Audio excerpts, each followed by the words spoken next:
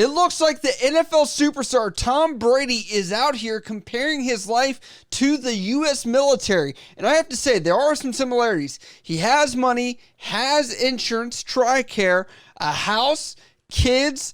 If anything, this guy has served and done everything that every military member has done, but he's facing one of the biggest debates, as every military person does as well, and that is a massive divorce from his wife, which he is attributing to being similar to being in the military service and being on deployment, and that is what we're going to get into right here. And multiple sources say this. Tom Brady says football season is like deployment in the military amid divorce rumors. Now, if any of you guys have deployed, I already know your eyes are rolling in the back of your head. I need you to roll them back forwards and make sure that they still work. Now look at this. It says Tom Brady characterized heading into the new football season like going away on deployment in quotations. It says Brady opened up about work balance during a conversation with NBA star Kevin Durant during a new episode of Let's Go with Tom Brady, Larry Fitzgerald, and Jim Gray.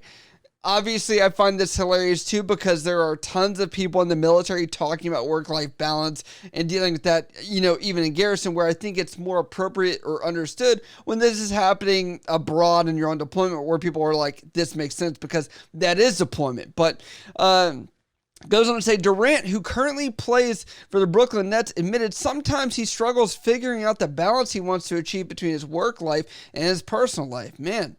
And it goes on to say, I almost look at like a football season like you're going away on deployment in the military, Brady interjected. And he says, in quotations, and it's like, man, here I go again. And there's only one way to do it.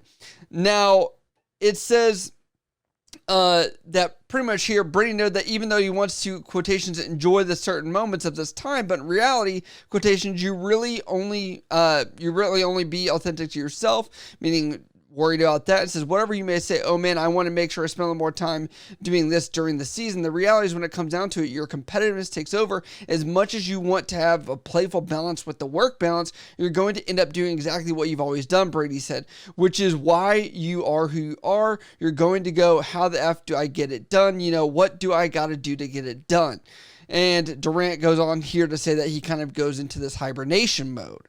I see some sentiments here that I could say are relative, right, as I compared in the beginning of this video.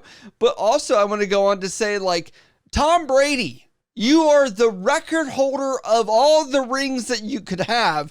Obviously, the formula that you have done is working and has worked because you've won with multiple teams and with a different coach and all these other things where, like, when this person married you, I believe you're already part of the NFL. She understood that was the scope. And this baffles me even with military men. If you are going to marry a military man, you are understanding deployments, long hours, tough situations are going to be factors in it. And if that is what is dividing this, is your competitiveness to actually be able to win, it's kind of crazy to me. I'll say some people need to learn they've won, but I want to break down this even further because there are some things that we could go into that are similar and not so similar in the comparison to being in the military and going on deployment. Now, very few, before we get into this, will ever know what it's like to be in the NFL and also be a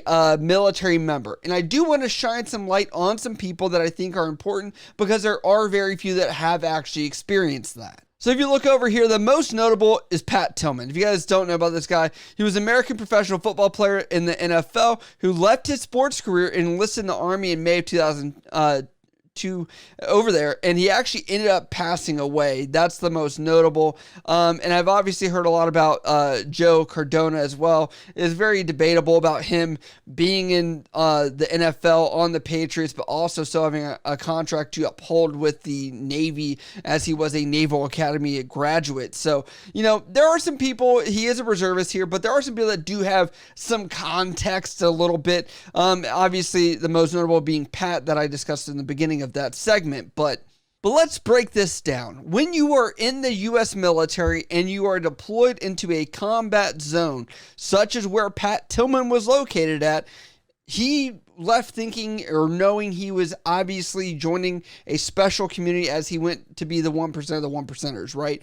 And he knew that he could lose his life from that.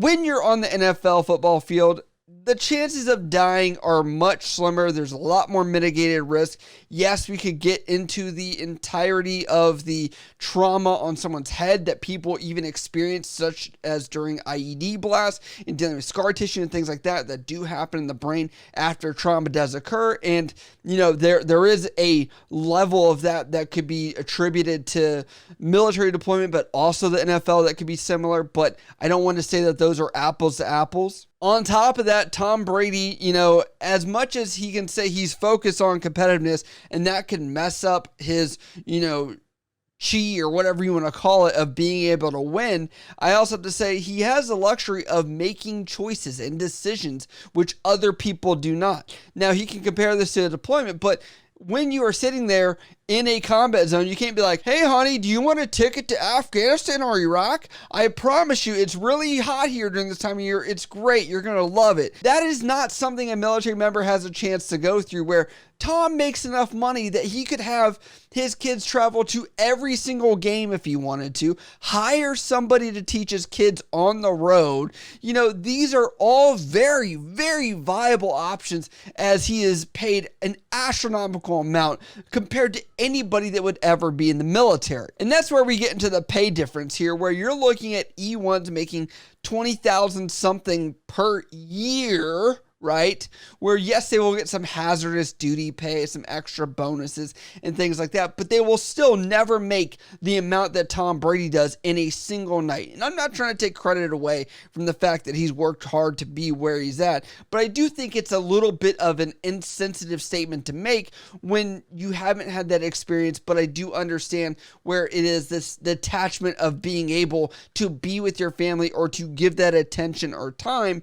But at the same time, this is a work-life balance. This is something where you realize if you've won, you've won.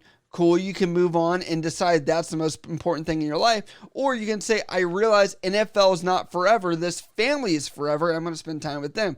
You got to make a decision. This is part of being a man. This is part of coming to, you know, the fruits of our loins and being able to say, I've already won. Now just how much do I want to win? When I would say you probably should have retired after you won with the Bucs. That's my personal opinion. And the last factor here I'm going to get into is the hardship conditions. As I mentioned, sending his family wherever he was going to go to. When you're deployed over in these other countries, you're sleeping on a cot. You could be on the ground in a foxhole, wherever you're at, and having to eat meals ready to eat, MREs that military guys are going to get while they're over there, getting rations and not eating these normal diets where people are probably making his food especially, and where people are going to not have probably running water or electric or things like that, where this guy will have all of those comforts inside of a hotel room if he's on the road and get treated like royalty and driven around and all these other things, and not even have to worry about freedom of travel and moving where he needs to go to. So that is where I stand with this. You know, that was me breaking this down of